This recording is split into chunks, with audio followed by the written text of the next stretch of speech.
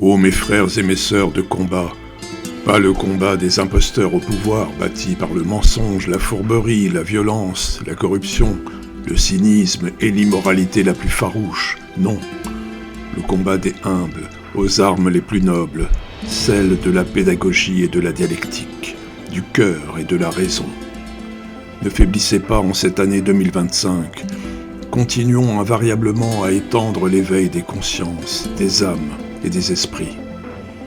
Ils ont voulu nous détruire, nous réduire en esclavage pour accomplir tous leurs fantasmes, les plus misérables et les plus psychopathes.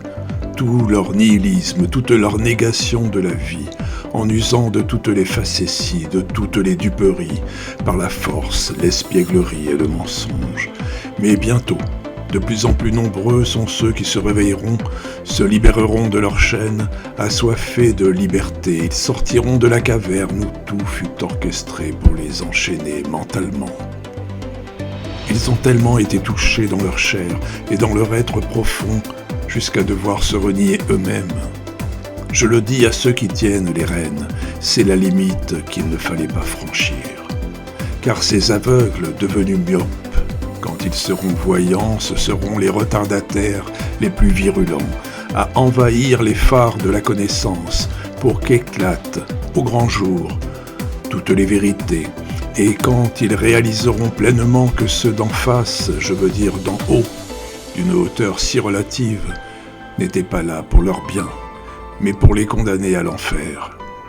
Ils seront les plus virulents à réclamer justice, ils seront les plus désabusés et meurtris, encore plus impatients de chérir la liberté dont on les a privés et de saisir les ailes de toutes ces colombes.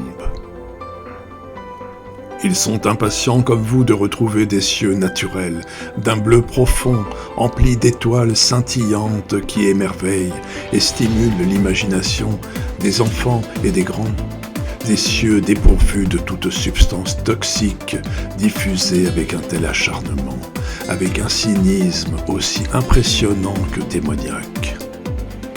Ô mes frères et mes sœurs, unis par le combat le plus noble, celui de la pédagogie et de la dialectique, celui du cœur et de la raison, poursuivons invariablement en cette nouvelle année 2025 la défense de ces valeurs en si grand péril, la liberté, la vérité, la justice. Si c'est bien dans le plus grand danger qu'elles se trouvent, pour autant, ce sont des valeurs inoxydables, tant qu'il y aura des êtres éveillés, véritablement humains, qui auront à cœur de toujours privilégier le respect de la vie, le respect des autres et le respect d'eux-mêmes.